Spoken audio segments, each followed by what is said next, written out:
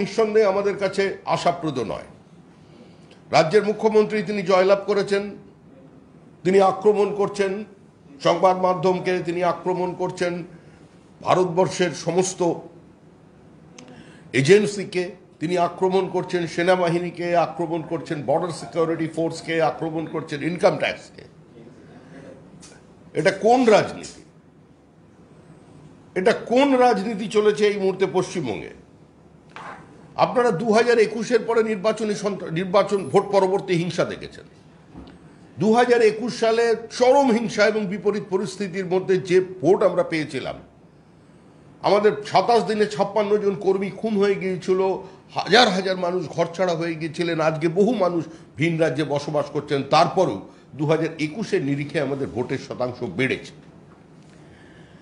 মুখ্যমন্ত্রীর একদম পাখির চোখ, তার জন্য যেখানে লোডশেডিং এর জয়, যে পূর্ব মেদিনীপুরকে টার্গেট করেছিল তৃণমূল কংগ্রেস ধারাবাহিকভাবে। তৃণমূল কংগ্রেস একজন অসতিপর রাজনৈতিক ব্যক্তিত্ব, যার হাত ধরে একদিন পূর্ব এবং পশ্চিম মেদিনীপুরে তার দলের জনভিত্তি তৈরি করেছিল। সেই শিশির অধিকারীর বাড়ির সামনে গিয়ে পর্যন্ত তাকে তুই বলে সম্বোধন করেছে। কিন্তু আজকে ফলাফলে দেখা যাচ্ছে পূর্ব মেদিনীপুরের 2টি আসনে তৃণমূল কংগ্রেস পরাজিত হয়েছে। আমরা আবার বলছি যে আমরা আশাতীত ফল করতে পারিনি, কিন্তু আমরা যেরকম অতীতে 242টা আসনে নির্বাচনে প্রতিদ্বন্দ্বিতা করে রাজীব গান্ধীর মৃত্যুর পর মাত্র 2টো আসন পেয়েছিলাম, সেদিনও আমরা বলেছি আমরা পশ্চিমবঙ্গের রাজনীতি ভারতের রাজনীতিতে থাকতে এসেছি, চলে যেতে আসেনি। আমরা সেদিন থেকে মানুষকে সঙ্গে নিয়ে আমরা আমাদের মতো করে সংগঠন করে মানুষের কথা, মানুষের ব্যথাগুলোকে আমরা তুলে ধরে আজকে আমরা এই জায়গায় পৌঁছেছি। আজকে আমাদের দল থেকে 3 জন চলে গিয়েছিলেন, কৃষ্ণ কল্যাণী, বিশ্বজিৎ দাস, মুকুটমণি অধিকারী। আমরা বারবার বলেছি যে এদের বিধায়ক পদ খারিজ করা হোক, মামলা কোর্ট পর্যন্ত গিয়েছিল, কিন্তু সমস্ত সংসদীয় রীতি নীতি পশ্চিমবঙ্গ বিধানসভার মর্যাদাকে ধূলিসাৎ করে দিয়ে বিধানসভার বর্তমান স্পিকার আইনজীবী বিমান বন্দ্যোপাধ্যায় তিনি বলেছিলেন এরা প্রত্যেকেই বিজেপিতেই আছেন।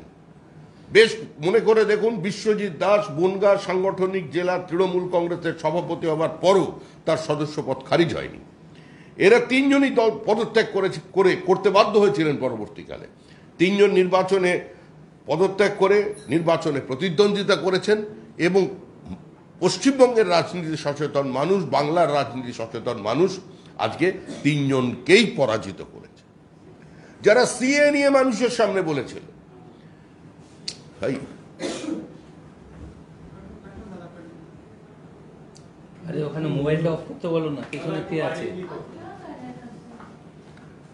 যারা পশ্চিমবঙ্গের মানুষের সামনে দাঁড়িয়ে সিএ নিয়ে মানুষকে বিভ্রান্ত করতে চাইছিলেন, মানুষকে ভুল বোঝাতে চাইছিলেন, যারা ঠাকুর বাড়ির দরজায় গিয়ে সরাসরি শান্তনু ঠাকুরের উপরে আক্রমণ নামিয়ে এনেছিলেন, যারা একটি পরিবারকে, একটা সম্প্রদায়কে, একটা মানুষের আবেগকে, বিশ্বাসকে, দীর্ঘদিনের জন্য যাদের প্রতিষ্ঠাকে কার্যত বিভাজন করে দেওয়ার চেষ্টা করেছিলেন, আজকে সেই বনগাঁ কেন্দ্রেও বিজেপি প্রার্থী জয়ী হয়েছেন, রানাঘাট কেন্দ্রেও বিজেপি প্রার্থী জয়ী হয়েছে।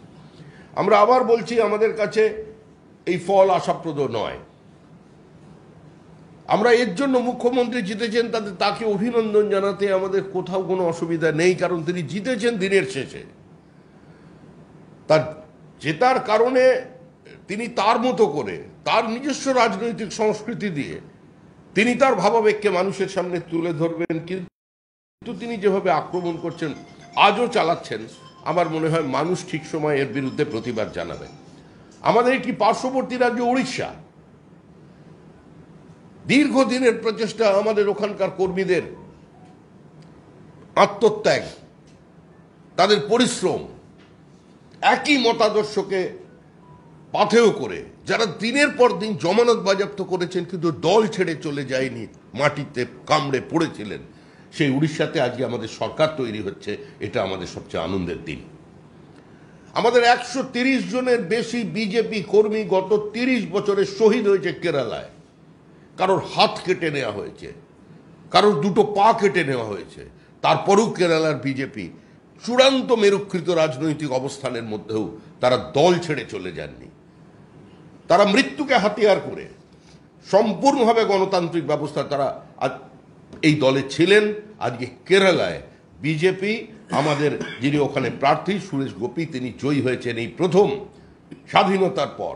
তথাকথিত বাম দুর্গ, চরম রাজনৈতিক বিভাজন, সমস্ত পোলারাইজেশনকে ভেঙে আজকে কেরালায় বিজেপি এগিয়ে এসছে। অন্ধ্রপ্রদেশের রাজনৈতিক অস্থিরতা, অন্ধ্রপ্রদেশের রাজনীতিতে সীমাহীন দুর্নীতি, অন্ধ্রপ্রদেশের রাজনীতির পরিবর্তিত সমীকরণের মধ্যে বিজেপির যে নতুন রাজনৈতিক রসায়ন নিয়ে এসেছে, তাতে আবার চন্দ্রবাবু নাইডু সেখানকার মুখ্যমন্ত্রী হচ্ছেন, জোট শরিক, আমরা এই মন্ত্রিসভায় সামিল হচ্ছি। এখন প্রশ্ন হলো যে দিকে দিকে আমরা আমাদের জেলা সভাপতিদের বলেছি যে এখনো পর্যন্ত আমরা বিশ্বাস করি আমাদের আজকে যে আসনের সংখ্যা এগিয়ে আছে তার থেকে আমাদের আসন বাড়বে। এটা আমাদের আশা, এটা আমাদের সাংগঠনিক রিপোর্ট অনুযায়ী আমাদের বিশ্বাস।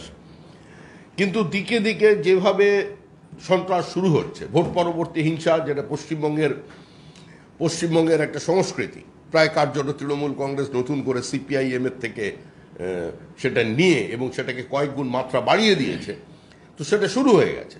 আপনারা দেখেছেন একজন প্রান্তিক মহিলা রেখা পাত্র কিভাবে আজকে থেকে তাড়া করে ধাক্কা মেরে ফেলে দেওয়া হলো।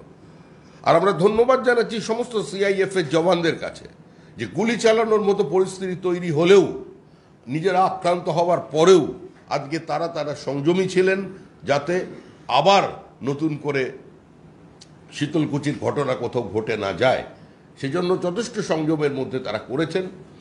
তৃণমূল কংগ্রেস ধারাবাহিকভাবে পুলিশকে ব্যবহার করে বিভিন্ন নির্বাচনের আগে তারা ভীতি প্রদর্শন করতে শুরু করেছেন।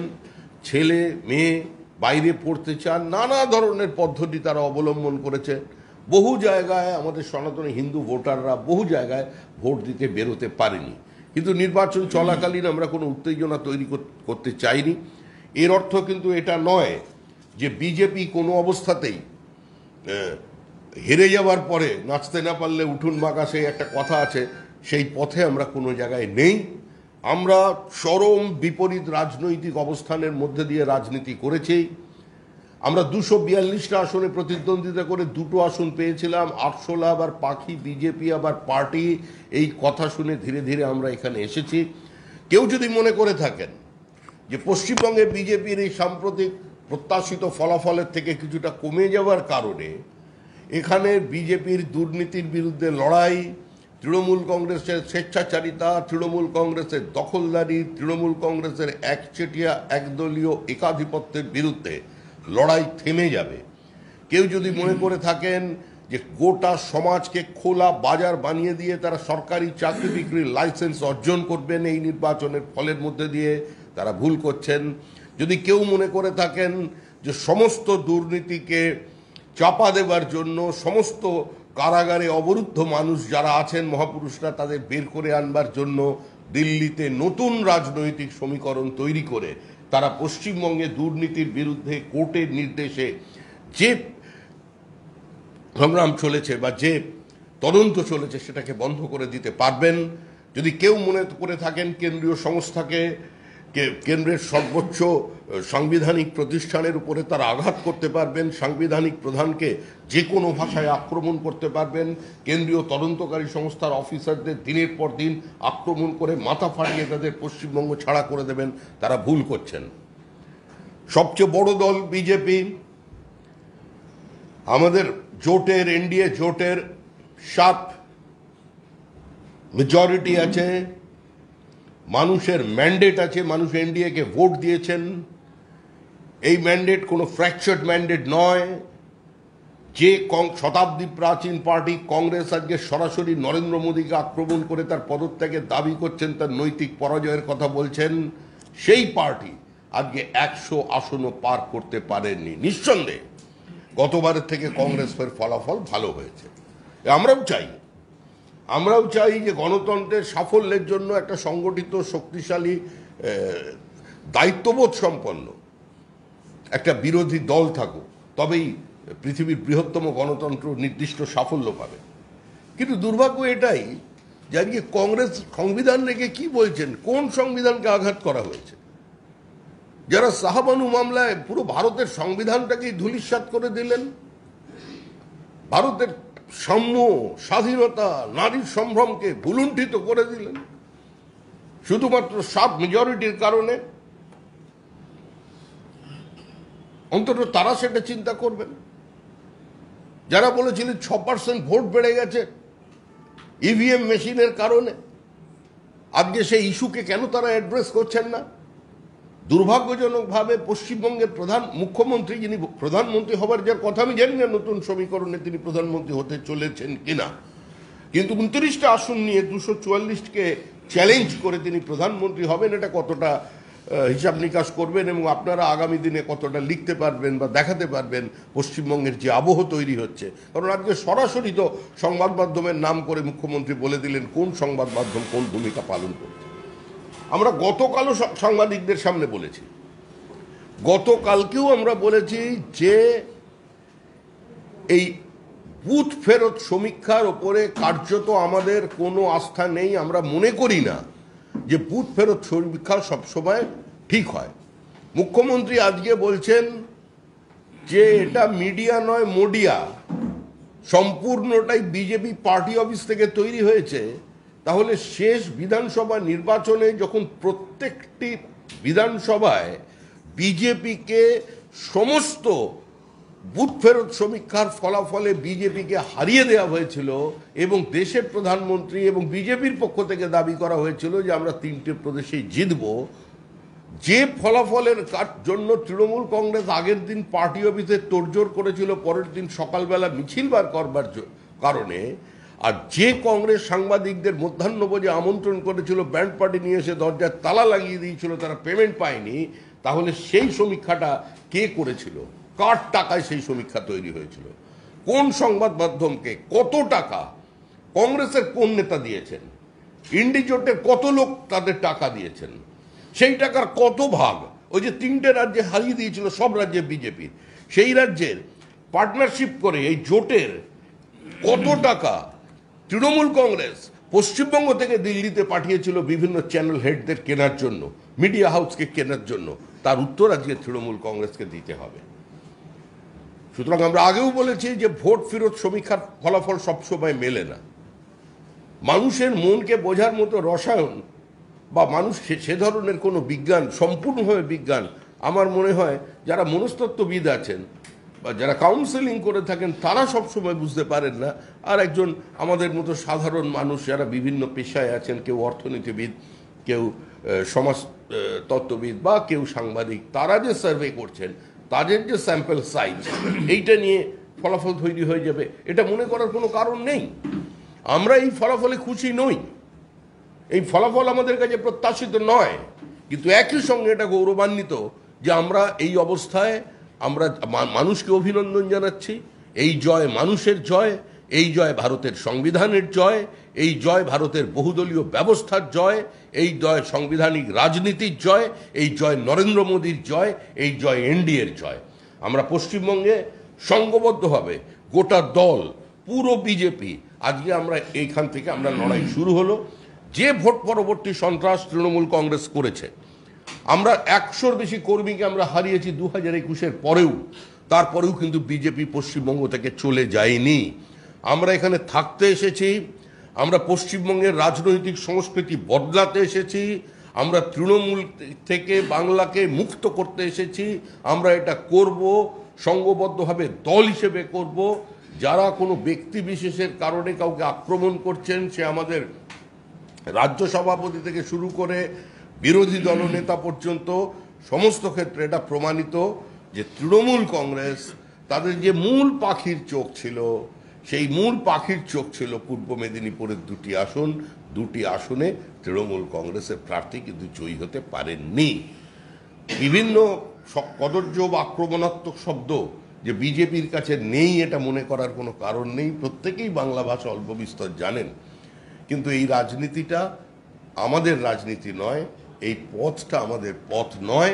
আমরা নির্বাচনে লড়েছি, আমাদের কর্মীরা কঠোর পরিশ্রম করেছেন। আমাদের একজন মহিলা, তাকে পর্যন্ত পিটিয়ে খুন করা হয়েছে, রাজনৈতিক প্রতিশোধের নামে।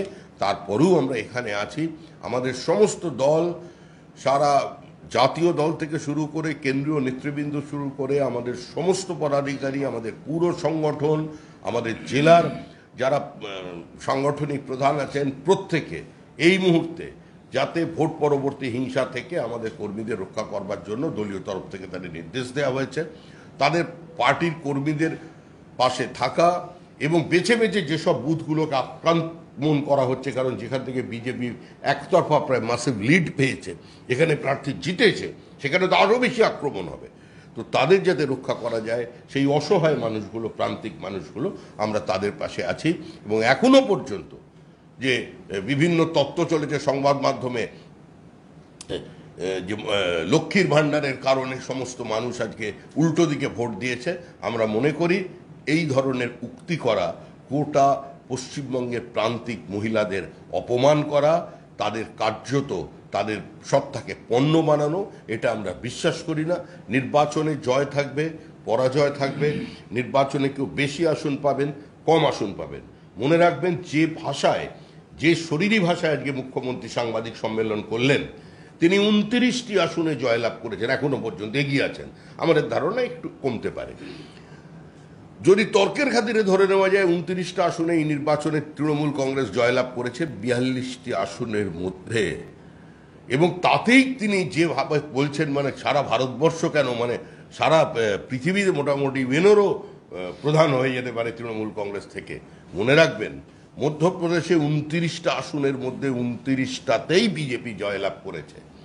যে গুজরাটের বিরুদ্ধে আপনারা দিনভর আক্রমণ করে যান, সেই গুজরাটও কিন্তু 26টার মধ্যে 25টা আসনের মধ্যে জিতেছে। আমরা বিশ্বাস করি আরও একটি আসনে বিজেপি জিততে পারে। আমরা কর্ণাটকে আমরা আমাদের ফল করেছি। যে দিল্লির মুখ্যমন্ত্রী, তাকে জেলে ভরার জন্য পশ্চিমবঙ্গে এত রণহুঙ্কার দেয়া হলো। এই দল যে কোনো প্রতিহিংসার রাজনীতি করে না, এই দল যে অসহিষ্ণুতার রাজনীতি করে না। আমাদের সরকার চালানোর পথটা সম্পূর্ণভাবেই আইনের শাসন এবং বিশেষ করে কোর্টের নির্দেশে। সেটা আজকেও দিল্লির মুখ্যমন্ত্রীকে গ্রেপ্তার করবার পর এবং তার প্রচারের পরেও 7টার মধ্যে 7টা আসনেই বিজেপি জয়লাভ করেছে। টাকা ছড়িয়ে বিজেপি দিল্লিতে জয়লাভ করেনি। মুখ্যমন্ত্রী আজকে বলছেন বিজেপি টাকা দিয়ে ভোটার কিনেছে। ইনি তো গোটা পশ্চিমবঙ্গে ভারতবর্ষের মানুষকে কার্যত তিনি অপমান করছেন। এ ধরনের বিবৃতি দিয়ে রাজ্যের মুখ্যমন্ত্রী, যিনি আগামী দিনে প্রধানমন্ত্রী হবেন, মানে বলছেন তৃণমূল কংগ্রেস বলে, তিনি যদি অন্য রাজ্যের মানুষকেও তো কার্যত অপমান করছেন। এতে উনি নিজের রাজনৈতিক উচ্চতার সঙ্গেই নিজে খুব একটা সুবিচার করছেন না। বিজেপি ছিল, বিজেপি ময়দানে আছে এবং বিজেপি ময়দানেই থাকবে। আপনি একটা সাংগঠনিক রিপোর্টের কথা বলছিলেন কিছুক্ষণ আগে, যে জেলা সভাপতিদের আপনারা জানিয়েছেন যে প্রত্যেকটা জেলাতেই আপনাদের আসন বাড়বে পরবর্তী নির্বাচনে। এই বিষয়টা যদি একটু বিস্তারিত বলেন। জেলা আসন আমরা জেলা সভাপতিদের বলেছি, যেখানে যেখানে বিজেপি প্রার্থী জিতেছে সেখানে আক্রমণের মাত্রা আরো তীব্র হবে। তৃণমূল কংগ্রেস পুলিশকে সঙ্গে নিয়ে গতকাল রাত্রি থেকে যে ধরনের তাণ্ডব বিভিন্ন জায়গায় চালিয়েছে, সেটা আরো বাড়বে। সেখানে যেখানে বিজেপি লিড পেয়েছে, প্রান্তিক বিভিন্ন অঞ্চলে মহিলাদের ওপরে, পুরুষদের ওপরে, বিজেপি কর্মীদের ওপরে যে আক্রমণ হচ্ছে, সেটাকে প্রতিহত করবার জন্য বা আইনগতভাবে ব্যবস্থা নেওয়ার জন্য বা সত্তর, সেটাকে আমাদের কন্ট্রোল রুম, আমাদের ওয়ার রুম, আমাদের হেডকোয়ার্টারে জানানোর জন্য যা ব্যবস্থা হয় আপনারা করুন এবং প্রস্তুত থাকুন এর জন্য। আমার দুটো প্রশ্ন, সিম্পল প্রশ্ন। একটা হচ্ছে, আপনি একবারের জন্য বললেন না যে এটা মোদির বিরুদ্ধে রায় না, কিংবা জিতলেন। মোদির বিরুদ্ধে রায় না কেন বললেন আমি জানি না। পরিসংখ্যান বলছে অনেকটাই মোদির আসন কমে গেছে। আমি আপনাকে একটা খুব ইন্টারেস্টিং ফ্যাক্টস এন্ড ফিগার দিতে চাই, আর একটা এমনি প্রশ্ন করতে চাই যে এই প্রথম কোন প্রধানমন্ত্রী তার গতবারের তুলনায় হিউজ লিড কমে গেল। যেই বারাণসী মোদিকে গত বছর 6,74,000 ভোট দিয়েছিল, সেখান থেকে আবার মোদির ভোট 60,000 কমে গেল। 6,14,000 সামথিং, 60,000 মতো ভোট কমে। গত বছর 4,76,000 ভোটে জিতেছিলেন মোদি, এবার জিতলেন 1.5 লাখ ভোটে। বারাণসী মোদির ভোট 60,000 কমলো। আপনি কি মনে করেন যে এটা একটা মোদির মতো প্রার্থী, দেশের প্রধানমন্ত্রী প্রার্থী, তার জনভিত্তি কমে গেছে? আমি এই একটা প্রশ্ন। আর দু নম্বর প্রশ্ন যে যেই রাম মন্দিরকে কেন্দ্র করে আমরা যারা রাজনীতির খবরাখবর রাখি বা অদিক থেকে পড়াশোনা করেছি, যে যেই রাম মন্দিরকে কেন্দ্র করে একসময় বিজেপি 2 থেকে 88 পার্টি হয়েছিল, সেই রাম মন্দির যখন বাস্তবের চেহারা নিল, সেই রাজ্য কেন বিজেপিকে রিজেক্ট করে? প্রথম কথা হচ্ছে মোদির জনভিত্তি কমে যাওয়ার কোথাও কোনো প্রশ্ন নেই। না, ভোটই তো না, না। সংখ্যায় কমে গেল, প্রাপ্ত ভোট মোদির কমে গেল, আপনি এটা কিভাবে দেখবেন? প্রাপ্ত ভোট মোদির কেন কমে গেল সেটার ক্ষেত্রে কি ভোট পোল হয়েছে, যেটা ক্ষেত্রে সেই সংখ্যাটা প্রথম কথা জানা দরকার। হ্যাঁ, সেই পোল পার্সেন্টেজটা জানা দরকার, তার নিরিখে আপনার শতাংশের হিসেবে বিচার করতে হবে। আর যে কোনো মাল্টিপার্টি সিস্টেমে যেখানে মোটামুটি মানুষ ভোট দিতে পারে, অ্যান্টি ইনকামবেন্সি তো থাকেই। আমার আপনাকে পছন্দ হতে পারে, নাও পারে। নরেন্দ্র মোদীর কোনো সিদ্ধান্তকে কোনো বেশ কিছু মানুষ হয়তো গ্রহণ করছেন না, কিন্তু সেই মতটা প্রতিফলিত হয় অন্য রাজ্যে ইভিএম বক্সে, যেটা আমাদের রাজ্যে হয় না। সুতরাং এই ভোট, প্রধানমন্ত্রীর ভোট কমা এবং পাড়া, এটা তো একটা সুস্থ স্বাভাবিক গণতান্ত্রিক প্রক্রিয়ার লক্ষণ। এটাই তো স্বাভাবিক। যে কোনো হার জয় তো সুস্থ স্বাভাবিক গণতন্ত্র প্রক্রিয়া। হ্যাঁ, নিঃসন্দেহে।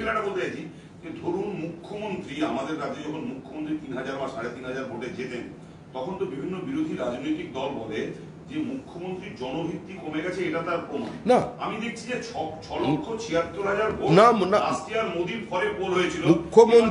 মুখ্যমন্ত্রী নন্দীগ্রাম কেন্দ্রে নন্দীগ্রাম বিধানসভায় পরাজিত হয়েছিলেন। মুখ্যমন্ত্রী তারপরে একটি উপনির্বাচনে জয়ী হয়েছিলেন।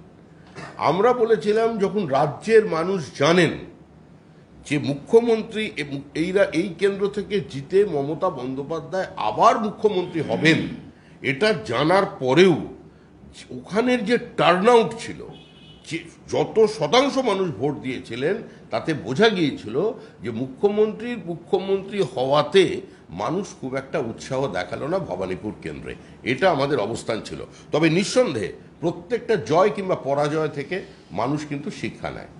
যে রাজনৈতিক দল যদি জেতে তার থেকেও একটা শিক্ষা নেয়, হারে তার থেকেও একটা শিক্ষা নেয়। একটা সংগঠিত রাজনৈতিক দলের এটা কাজ, এবং আমরা সেটা অবশ্যই গ্রহণ করব। দ্বিতীয় যে আপনি কথাটা বলছেন, যে রাম মন্দিরকে কেন্দ্র করে 2 থেকে 89, এটা সম্পূর্ণভাবেই একটা সংবাদ মাধ্যমের নিজস্ব বিশ্লেষণ, এবং রাজনীতির অবস্থানগত থেকে মৌলিক এটা আমাদের সঙ্গে একটা পার্থক্য আছে। আমরা কোনোদিন কোনো অবস্থাতে রাম মন্দিরকে কোনো রাজনৈতিক ইস্যু বানাতে চাইনি। আমাদের বিরোধীরা রামের সঙ্গে রাজনীতিতে যোগ করে দিয়েছে, এবং তারাই বলতেন মন্দির वही বানায়েঙ্গে মগর তারিখ नहीं बताएंगे। ফৈজাবাদ আসন ছিল সিপিআই এর। ফৈজাবাদ কেন্দ্রে কোন অতীতে জনসংঘের প্রথম নির্বাচনের সময় থেকে, যদি আপনি 57 সালের নির্বাচন থেকে যদি আপনি ফৈজাবাদের ভোটের পরিসংখ্যান আপনি দেখেন, তাহলে দেখবেন না কোনো সময়ই আসনটা আমাদের সঙ্গে ছিল। তো সেক্ষেত্রে আপনি এটা কি করে আশা করা, সেটা হতেই পারে একটা ক্ষেত্রে।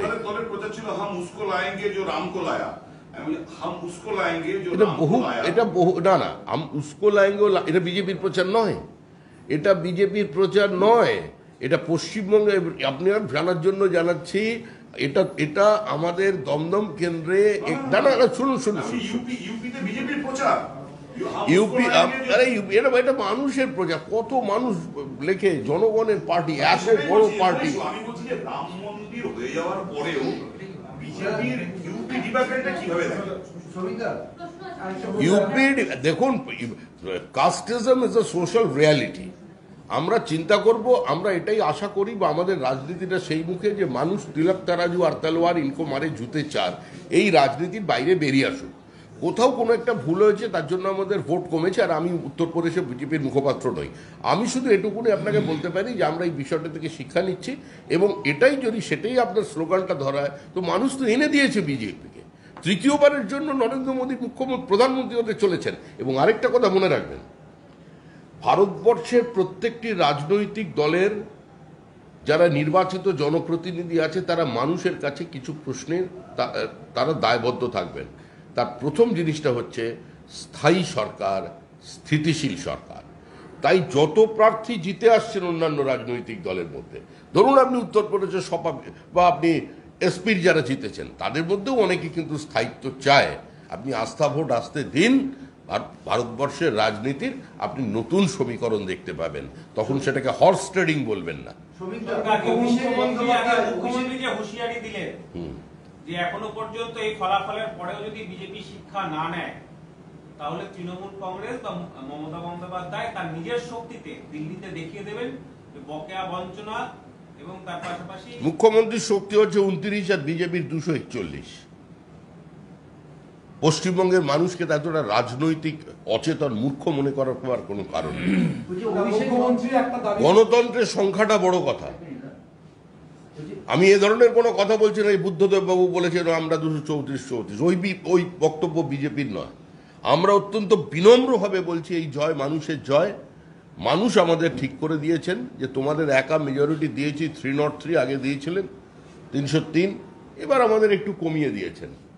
আমরা মানুষের এই রায়কে গ্রহণ করছি, কিন্তু এই জয় টাকা দিয়ে জয়, এটা মোদির বিরুদ্ধে ম্যান্ডেট, এটা রেফারেন্ডাম। কিসের রেফারেন্ডাম? একা বিজেপি 240-এর ওপরে, আর যারা জোট বলে দাবি করছে তারা 231। তাও তাদের জোটের কতটা কোহেসিভনেস আছে, সে মানে কতটা হোমোজেনিটি আছে সেটা সম্পর্কে কারোর জানা নেই। তারা বলে দিচ্ছেন এটা এটা এটা রেফারেন্ডাম, এটা ম্যান্ডেট মোদির বিরুদ্ধে, মোদির পদত্যাগ চাই, অমিত শাহের পদত্যাগ চাই। কিসের ভিত্তিতে অমিত শাহ পদত্যাগ করবেন? কিসের ভিত্তিতে? যে অমিত শাহ মানুষের ভোটে, আপনি বলছেন 8 লক্ষ ভোটে, 7 লক্ষ ভোটে অভিষেক বন্দ্যোপাধ্যায় জয়লাভ করেছেন, মুখ্যমন্ত্রী হাত তুলে দেখিয়ে গেলেন সবচেয়ে বেশি ভোটে। 11 লক্ষ ভোটে জয়লাভ করেছেন। ইন্দোরের যে প্রার্থী জয়লাভ করেছেন তার অপোজিট যিনি প্রার্থী জিতেছেন বহুজন সমাজ পার্টি, 53,000 ভোট পেয়েছেন তিনি। একবারও কেউ সেখানে অবস্থানে বসেছে? কেউ বলেছে ছাপ্পা হয়েছে, রক্ত পড়েছে, কোনো মহিলাকে পিটিয়ে খুন করতে হয়েছে? কর্ণাটকে বিজেপির ফলাফল দেখুন, মার্জিন দেখুন 9 লক্ষের বেশি। কোনো জায়গায় অবস্থান হয়েছে? ছাপ্পা ভোটের অভিযোগ হয়েছে, সন্ত্রাসের অভিযোগ হয়েছে, নির্বাচনের বিরুদ্ধে কেউ কথা বলেছে, কেউ কেন্দ্রীয় বাহিনীর বিরুদ্ধে একটা শব্দ উচ্চারণ করেছে? সারা ভারতবর্ষে সুস্থভাবে ভোট হয়েছে। ফলাফল যাই হোক, আমরা রাজনৈতিক দল রাজনৈতিক তাপ উত্তাপে একজন দুজনকে আক্রমণ করব, কিন্তু কোনো মানুষ খুন হয়নি, কোনো রাজনৈতিক কর্মীর মানে স্মৃতির সিঁদুর মুছে যায়নি। এটা হয়নি, এটা হতে পারে না। সারা দেশ এই রাজনৈতিক সংস্কৃতির বাইরে। আজকে যান সন্দেশখালীর কথা বলছিলেন, সন্দেশখালীতে যান, একটার পর বাড়িতে আগুন লাগিয়েছে দেখাচ্ছে। সন্দেশখালীতে আপনি এইখানকার আগে কেষ্টপুর একদম সামনে যেখানে বসে আছেন, খাল পেরোবেন, দেখুন ভাঙচুর করে কয়েকশো লোককে এলাকার বাইরে বার করে দেওয়া হয়েছে। এই দৃশ্য তো কোনো জায়গায় নেই। বাড়িতে বাড়িতে যে গুনছেন টোটো চালাতে দেবো না, কাল থেকে অটো বন্ধ, শুরু হয়ে গেল দুপুর থেকে। এটা কোন রাজনীতি? মুখ্যমন্ত্রী জেতার পর মুখ্যমন্ত্রী যদি সত্যি উনি এই গণতান্ত্রিক ব্যবস্থার প্রতি কোনো আস্থা রাখেন, আগে উনি ওনার কর্মীদের সংযত করুন, পশ্চিমবঙ্গে শান্তি ফেরান, পশ্চিমবঙ্গের এই যে ধ্বংসের রাজনীতি এটা বন্ধ করুন। অভিষেক বন্দ্যোপাধ্যায়কে তৃণমূলের বিভিন্ন প্রচারে একদম নেতৃত্বে দেখা গেছে, বিভিন্ন জায়গায় প্রচার করেছে, ডবল গেছে। তিনি যে ভোটে জিতেছেন তার পাশাপাশি এই ভোটটাই তিনি সক্রিয়ভাবে সব লিডারশিপ দিয়েছেন। তার কি কোনো একটা গুরুত্ব বাড়লো তৃণমূলে বা এই জাতীয় রাজনীতিতে? আপনার কি মূল্যায়ন? সেটা তো তার দল ঠিক করবে, তার দলের জেঠুরা ঠিক করবে। আমরা কেন সেটার মধ্যে বলতে যাব? আমরা জানছি যে আমাদের জোটে এই মুহূর্তে চন্দ্রবাবু নাইডুর গুরুত্ব বাড়লো, তিনি আমাদের সহযোগী। আমাদের দলে উড়িষ্যার গুরুত্ব বাড়লো, কারণ উড়িষ্যার সরকার তৈরি হয়েছে, উড়িষ্যার আমাদের মুখ্যমন্ত্রী হবে। আমাদের আসামের আমাদের ভালো ফলাফল হয়েছে, ধরে রাখতে পেরেছি, তাদের গুরুত্ব বাড়লো। আমরা আমাদের দল নিয়ে চিন্তিত, আমাদের ভবিষ্যৎ প্রজন্মের নেতা কে হবে, আমাদের পরবর্তীকালে আমাদের এখানে দলের কে মুখপাত্র হবে। আমারও তো বয়স হয়ে গেল, শেষ হয়েছে, চুল সব সাদা, আমার সময় শেষ, আমার পরে কি হবে, এইসব নিয়ে পার্টি ভাবনা চিন্তা করছে। কোথায় অভিষেক বন্দ্যোপাধ্যায় নাকি না আমরা ভাববো? একের পর এক হেভিওয়েট প্রার্থী তারা পরাজিত হয়েছে নির্বাচনে, কি বলবেন? মানুষ ভোট দেননি, পরাজিত হয়েছেন। পরাজিত হয়ে কি দিলীপ ঘোষ আক্রমণ করেছেন মানুষকে? দিলীপ ঘোষ একটা প্রতিকূল পরিস্থিতির মধ্যে নির্বাচন লড়েছেন, এর বাইরে আমি কিছু বলতে চাই না।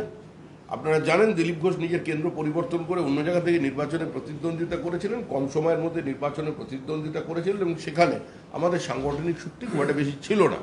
তারপরেও তিনি জোর লড়াই দিয়েছিলেন, আক্রান্ত হয়েছেন, সেখানে প্রাণপণ পরিশ্রম করেছেন, তিনি জিততে পারেননি। কিন্তু দিলীপ ঘোষই আছেন, দিলীপ ঘোষই থাকবেন। দিলীপ ঘোষ মাটির নেতা, দিলীপ ঘোষই বিজেপি দিলীপ ঘোষ সিনোনিমাস পার্টির সঙ্গে, এই মতাদর্শের সঙ্গে শিশুকাল থেকে আছেন, উনি থাকবেন, কোনো চিন্তা নেই। শুধু দিলীপ ঘোষ না, এটা একই সম্মান নিয়ে এবং একই গুরুত্ব নিয়ে দলে থাকবেন। শুধু দিলীপ ঘোষ না, একাধিক প্রার্থী যাদের কেন্দ্র বদল করা হয়েছে তাদেরও হার হয়েছে। শুধু দিলীপ ঘোষ নয়, একাধিক প্রার্থী এস আলওয়ালিয়া, এদেরও কেন্দ্র বদল করা হয়েছে, তাদেরও হার হয়েছে। এর কারণ কি? দেখুন, সবে ভোট এখনো শেষ হয়নি, এখনো পর্যন্ত সার্টিফিকেট পাইনি, এখনো পর্যন্ত অনেক জায়গায় শেষ রাউন্ড কিংবা আরও শেষ রাউন্ড গণনা বাকি।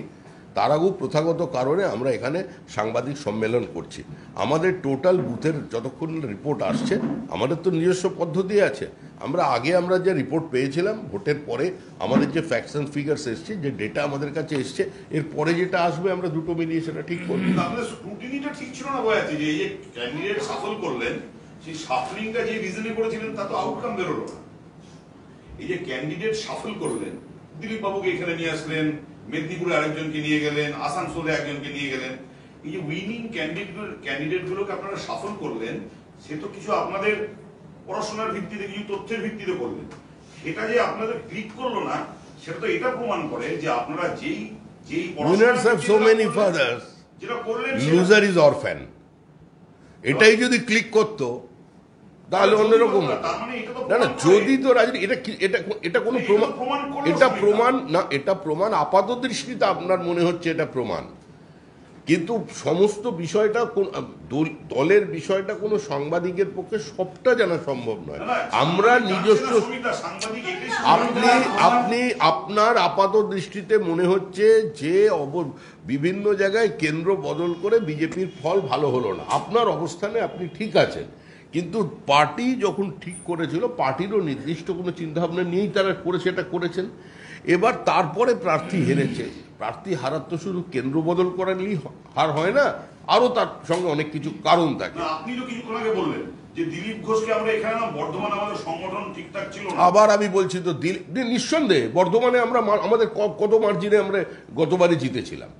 দিলীপ ঘোষ যে কেন্দ্র থেকে প্রতিদ্বন্দ্বিতা করেছিলেন, সেখানে সাংগঠনিকভাবে ততটা শক্তিশালী নয়, তিনি কঠিন পরিস্থিতির মধ্যে লড়াই করেছেন। সেই জন্যই তিনি লড়াই করতে পারেন বলেই সেই কেন্দ্র থেকে দেয়া হয়েছিল। পার্টি তো চেষ্টা করেছেন এবং পার্টি তার সঙ্গে ছিল, তিনি পার্টির সঙ্গে ছিলেন, লড়াই করেছেন। এবার সংগঠনের জন্য সবই আমাদের শক্তিশালী হতো, তো আমরা সব সিটি জিতে ফেলতে পারতাম। আপনি বারংবার বলেছেন যে বিজেপি 4 তারিখের পর 24-এর পর থেকে গণনা শুরু হবে, কিন্তু এখন অব্দি যা দেখা যাচ্ছে 12টা সিট এগিয়ে রয়েছে। এই যে আমি যা বলেছি, কারণ কি কোনো বিশ্লেষণ আপনার কাছে এই মুহূর্তে আছে? আমি যা বলেছিলাম, আমি আমার দলের অবস্থান থেকে বলেছিলাম। আমি তো আশাবাদী, নিরাশাবাদী তো নই। আমি যখন এই দলে যোগদান করি, মানে পার্টির যখন আমি সদস্যপদ পাই, তখন এই পার্টির ভোট শতাংশ ছিল 1। তা আমি সেই শতাংশ থেকে আছি পার্টিতে, মানে আমি, এবং বিজেপি যে জিততে পারে, একার শক্তিতে জিততে পারে, এটাও প্রায় কার্যত আমরা ভুলতে বসেছিলাম। আজকে সেই দল এই জায়গায় পৌঁছেছে। তো আমি সেই অবস্থান থেকে আমি আশাবাদী। আমি তো একটা নির্দিষ্ট লক্ষ্য রেখে এগিয়েছি। 24-এর পর থেকে গোনা শুরু হবে কথা বলেছি। আমি আজও এখান থেকে সেই জায়গা থেকে সরে যাচ্ছি না। আমি বিশ্বাস করি যে 24টা আসন আমরা এখানে জেতার অবস্থায় ছিলাম, হয়তো কোনো কারণে হয়নি। গাছের উপর দিকে তাকালে গাছের মাঝ পর্যন্ত ওঠা যায়, আর যদি মাঝখানকে টার্গেট করা হয় তাহলে তলায় ঘুরপাক খেতে হয়। আমারও থিওরি অবস্থা তাই। যেটা হচ্ছে যে আপনারা বলছেন যে ফল আশাপ্রদ হয়নি, অথচ গত কয়েক বছর ধরে এ রাজ্যে যে হারে দুর্নীতি হয়েছে বা রিসেন্ট যে সন্দেশখালীর ঘটনায় বিজেপি কিন্তু বারবার সোচ্চার হয়েছে, তারপরেও কিন্তু রেজাল্টে তার প্রভাব পড়লো না বা তার প্রতিফলন আমরা দেখলাম না। কারণটা এই দুটো ইস্যুর কোনো প্রতিফলন এই দুটো ইস্যু দাগ কাটতে পারেনি, এটা আমরা মনে করি না। প্রথম কথা হচ্ছে, in economics and political science, what 2 + 2 doesn't make 4 all the times. In medical science also, এটা 2 2 4 এরকমভাবে সহজভাবে অঙ্ক মিলিয়ে দেওয়া যায় না। সন্দেশখালীতে একটা সময় ছিল যখন আমরা আর সিপিএম ছিলাম, কংগ্রেসের কোনো অস্তিত্ব সন্দেশখালী 2 নম্বর ব্লকে ছিল না, যেটাকে কেন্দ্র করে ঘটনা। ওখানে আমরা পঞ্চায়েত সমিতি চালিয়েছি এবং কার্যত তৃণমূল কংগ্রেসকে হাত ধরে বিজেপি সন্দেশখালীতে ঢুকিয়েছিল। এটা ওখানে আপনারা জান, এটা সকলের জানা। এরপরে তৃণমূল কংগ্রেস নিজ রূপে ফিরে আসার পরে কার্যত বিনা বাধায়, বিনা প্রতিদ্বন্দ্বিতায় সমস্ত আসন তৃণমূল কংগ্রেস সন্দেশখালীতে যেতে পঞ্চায়েত সমিতি এবং জেলা পরিষদে, এবং তৃণমূলেরও যারা বিরোধী ছিল বিজেপির সঙ্গে সঙ্গে তাদেরও ঘরছাড়া করে দেয়। তো সেখানে দাঁড়িয়ে একটা প্রতিরোধ তৈরি হয়েছে, সেখানে বিজেপি প্রতি বুথে এজেন্ট দিয়েছে, সেখানে নির্দিষ্ট সংখ্যক ভোট পেয়েছে। কেউ যদি মনে করে থাকেন যে সন্দেশখালীকে কেন্দ্র করে সন্দেশখালীতে বিজেপি লিড দেবে আর হিঙ্গলগঞ্জে লিড দেবে আর বসিরহাট লোকসভা আসন বিজেপি জিতে যাবে, এটা তো নিশ্চয়ই কোনো সুস্থ স্বাভাবিক আপনি কোনো বিশ্বাস করতে পারে না এটা। তো সুতরাং এটার প্রভাব আছে, নিঃসন্দেহে এটার প্রভাব আছে, দুর্নীতির প্রভাব আছে। তাহলে বিজেপি ভোট আমরা পাচ্ছি কোথা থেকে? তাহলে তো সমস্ত ভোটই তৃণমূল কংগ্রেস পেত। আমরা 2021-এর নিরিখেও যখন আমাদের ভোট বাড়ছে, এগুলো তো প্রতিবাদের ভোট। আপনি কি মনে করেন এই যে মানুষগুলো যে যারা রাস্তায় বসে আছে চাকরির জন্য, 8 বছর 10 বছর যাদের জীবন থেকে চলে গেল, কেরিয়ার চলে গেল, এরা কালকে সকাল থেকে এরা সবাই উঠে চলে যাবে? পশ্চিমবঙ্গে আর কোনো দুর্নীতির প্রতিবাদ হবে না, আর কোনো লড়াই হবে না।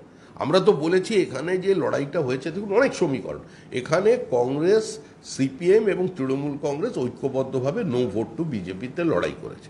আপনি ভোটের ফলাফল দেখুন, দমদমের নির্বাচনের ফলাফল দেখুন, অন্যান্য কেন্দ্রের ফলাফল দেখুন, কার্যত তারা এখানে জোট ধর্ম পালন করে মমতা বন্দ্যোপাধ্যায়কে 29টা আসন পাইয়ে দিয়েছেন। আর মমতা বন্দ্যোপাধ্যায় 42-এ 29, মানে এখন পর্যন্ত এগিয়ে শেষ দেখেছি আমি, তাতে যেরকমভাবে কথা বলছেন তাতে মনে হচ্ছে এক্ষুনি নরেন্দ্র মোদীকে হিমালয়ের গুহায় গিয়ে আশ্রয় নিতে হবে। এটা হবে না, সরকার গঠন হবে, আস্থা ভোট দেখতে থাকুন, স্থায়িত্বের পক্ষে সমস্ত মানুষ, অন্যান্য দলের মানুষ এসে নরেন্দ্র মোদীর পাশেই, বিজেপির পাশেই জমা হবে। বহিষ্কৃত হয়েছিলেন সংসদ থেকে, মার্জিন বাড়িয়ে ফিরে এলেন। মহুয়া মৈত্র বহিষ্কৃত হয়েছিলেন, ফিরে এলেন। নির্বাচনে জেতার অর্থ এটাই নয় যে মহুয়া মৈত্র নির্বাচনে জিতলেই ভারতবর্ষের আইনটা বদলে যাবে বা তার বিরুদ্ধে ওঠা যে অভিযোগ ছিল, যে তদন্তটা ছিল, সেটা কোর্ট খারিজ করে দেবে। তাহলে সাহাবুদ্দিনও তো কোর্টে জেলের মধ্যে থেকে নির্বাচনে জিতেছেন। অনেক ঘটনা এরকম আছেন, জেল থেকে নির্বাচনে প্রতিদ্বন্দ্বিতা করেন, জিতে যান, তাহলে কি তাকে জেল থেকে সঙ্গে সঙ্গে মুক্ত করে দেওয়া হয়? এটা বিষয়টা নয়। তিনি জিতেছেন, তৃণমূল প্রার্থী কৃষ্ণনগরে জয়লাভ করেছেন। পশ্চিমবঙ্গের পোলারাইজেশনের জায়গা, এখানকার কে কথা বলছে তার থেকে বড় কথা কোন মঞ্চ থেকে বলছেন, কোন রাজনৈতিক দলের পতাকা হাতে নিয়ে বলছেন। তৃণমূল কংগ্রেসের এই জয়ের পর কি মনে হচ্ছে যে জেলায় জেলায় হিংসা বাড়বে? না, শুরু হয়েছে, হিংসা শুরু হয়ে গেছে। কতটা বাড়বে সেটা 21 পর্যন্ত যাবে নাকি আগে ছাপিয়ে যাবে, আমি মনে হচ্ছে। আমরাও চেষ্টা করছি, আমরাও আমাদের মতো করে চেষ্টা করছি। কি করছি সেটা আমরা বলতে পারবো না, আমরা আমাদের বলবো না। আমরাও চেষ্টা করছি যাতে হিংসাটাকে প্রতিরোধ করা যায় শান্তিপূর্ণভাবে। শ্রমিকদা, বাম প্রার্থীদের মিছিলে বিভিন্ন সময় দেখা গেছে ভিড় হচ্ছে, মিটিং মিছিলে ইত্যাদি, তবে এই যে ভোটের ফলাফল দেখে দেখা যাচ্ছে যে তাদের সেই ভোটের সংখ্যা সেরকম ভাবে প্রতিফলিত হলো না। কি বলবেন? আমরা তো প্রথমেই বলেছিলাম যে যতদিন না পর্যন্ত পশ্চিমবঙ্গে বিজেপির কাছে তৃণমূল না হারে, তার আগে পরে কোনো পলিটিক্যাল স্পেস অপোজিশনের জন্য তৈরি হবে না।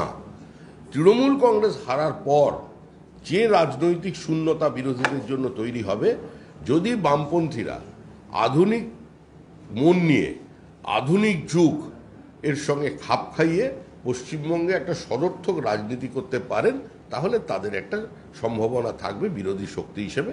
অদূর ভবিষ্যতে আর যাই হোক বামপন্থীদের কোনো সম্ভাবনা নেই।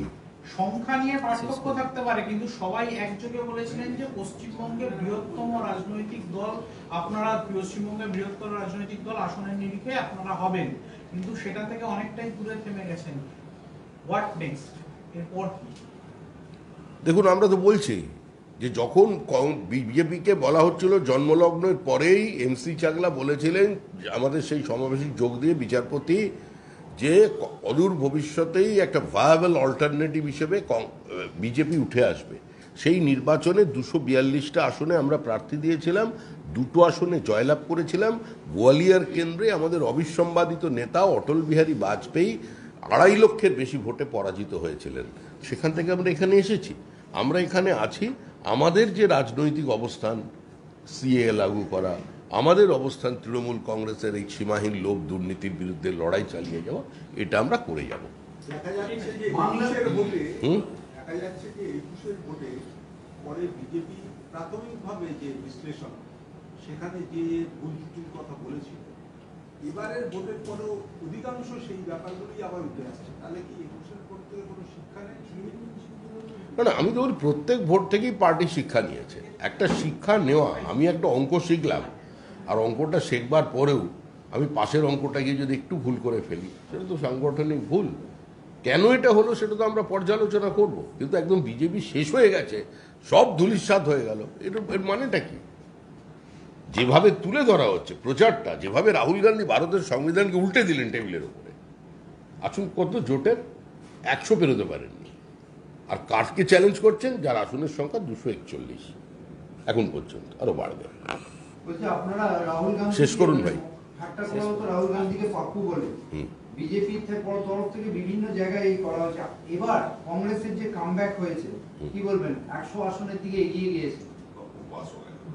রাহুল গান্ধীকে তো পাপ্পু বলে ঠাট্টা করা হতো বিভিন্ন মঞ্চ থেকে, এমনকি অভিযোগ উঠেছে বিজেপি কংগ্রেস দলটা স্বাধীনতা আন্দোলনের মঞ্চটাকে নিজেদের নামে মানিয়ে নিয়েছে।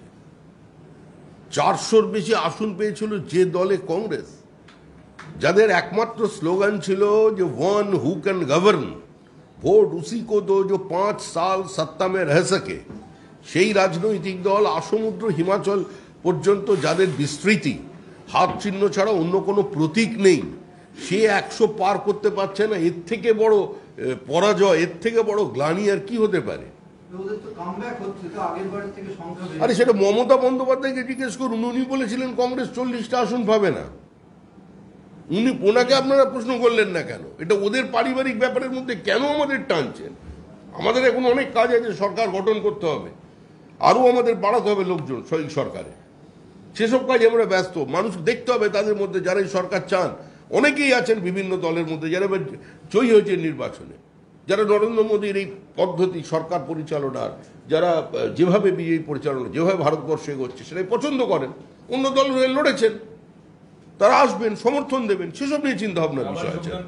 হ্যাঁ, আবার যোগদান করবেন 2021-এর মতো? না, আমি বাংলার কথা বলছি না। বাংলায় কিসের যোগদান? বাংলার কিসের যোগদান? আমি অন্য রাজ্যের কথা বলছি। বিজেপির যে জঙ্গলমহলের স্ট্রং এরিয়া ছিল, ওখানে তো হেরে গেছে। কোথায়?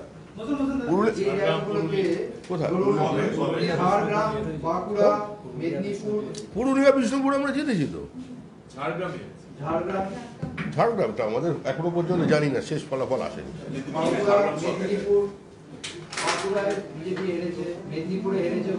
দেখুন, যেটা আমরা হেরেছি সেটা আমাদের দেখতে হবে কেন হেরেছি। এখনই তো আমি বসে উত্তর দিতে পারবো না, যারা সাংগঠনিক দায়িত্বে ছিলেন তারা দেবেন।